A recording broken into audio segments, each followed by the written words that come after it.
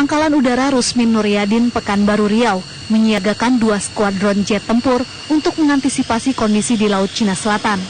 2 skuadron yang disiagakan adalah F-16 dan Hawk 200. Komandan Lanut Rusmin Nuryadin mengatakan bahwa TNI Angkatan Udara siap mengerahkan jet tempur jika ada perintah dari Panglima TNI. Dan Lanut juga menyatakan mendapatkan laporan adanya peningkatan kehadiran armada laut Tiongkok di Laut Cina Selatan yang berbatasan dengan Kepulauan Natuna.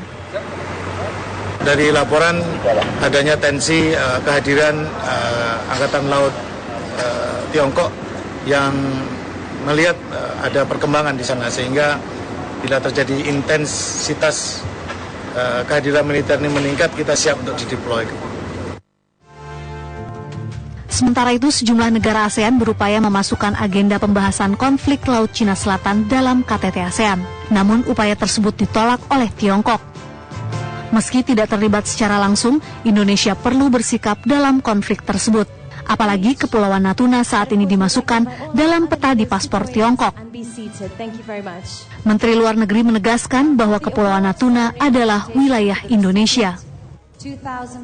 Kepemilikan Indonesia terhadap Kepulauan Natuna itu sudah diregister kepada PBB dan tidak pernah ada keberatan dari pihak manapun, termasuk Cina, terhadap kepemilikan tersebut.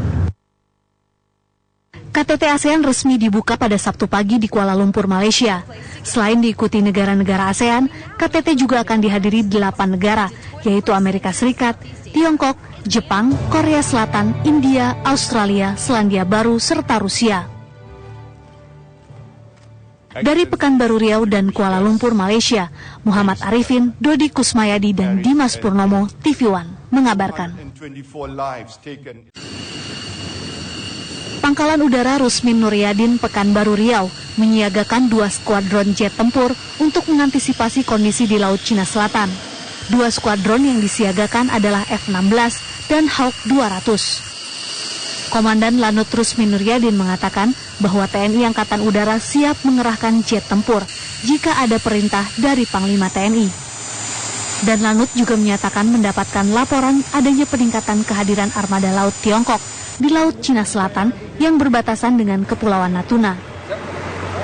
Dari laporan adanya tensi kehadiran Angkatan Laut Tiongkok yang melihat ada perkembangan di sana, sehingga bila terjadi intensitas kehadiran militer ini meningkat, kita siap untuk dideploy. Sementara itu, sejumlah negara ASEAN berupaya memasukkan agenda pembahasan konflik Laut Cina Selatan dalam KTT ASEAN. Namun, upaya tersebut ditolak oleh Tiongkok. Meski tidak terlibat secara langsung, Indonesia perlu bersikap dalam konflik tersebut.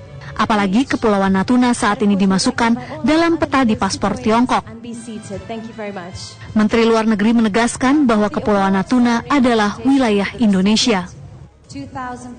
Kepemilikan Indonesia terhadap Kepulauan Natuna itu sudah diregister kepada PBB dan tidak pernah ada keberatan dari pihak manapun, termasuk Cina, terhadap kepemilikan tersebut.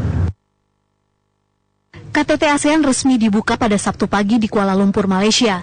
Selain diikuti negara-negara ASEAN, KTT juga akan dihadiri 8 negara, yaitu Amerika Serikat, Tiongkok, Jepang, Korea Selatan, India, Australia, Selandia Baru, serta Rusia.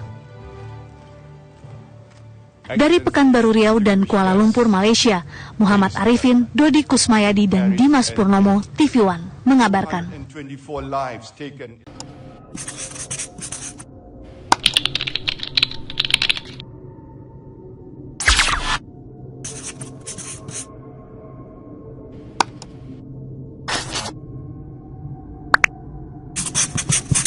Kabar lainnya, pemirsa, 2 warga negara Indonesia disandera oleh kelompok bersenjata tak dikenal di Papua Nugini. Hingga kini pemerintah Indonesia bersama otoritas keamanan Papua Nugini masih berupaya membebaskan kedua sandera tersebut.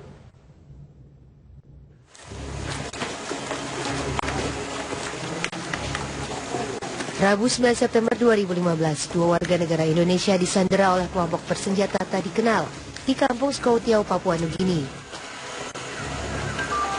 Kedua WNI tersebut bernama Sudirman dan Badar yang bekerja sebagai operator kayu di kawasan Kerong, Papua.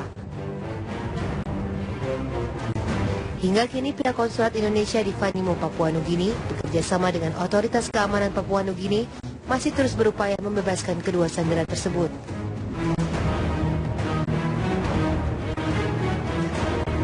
Sementara itu, aparat gabungan TNI dan Polri memperketat pengamanan di wilayah perbatasan Indonesia dan Papua Nugini.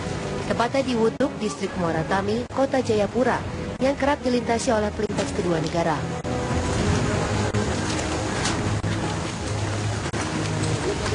Penyanderaan dua WNI tersebut diawali dengan insiden penyerangan seorang penebang kayu bernama Kuba Marmahu oleh kelompok tak dikenal di Kampung Skoupro, distrik Arso Timur, Kabupaten Kerong, Papua.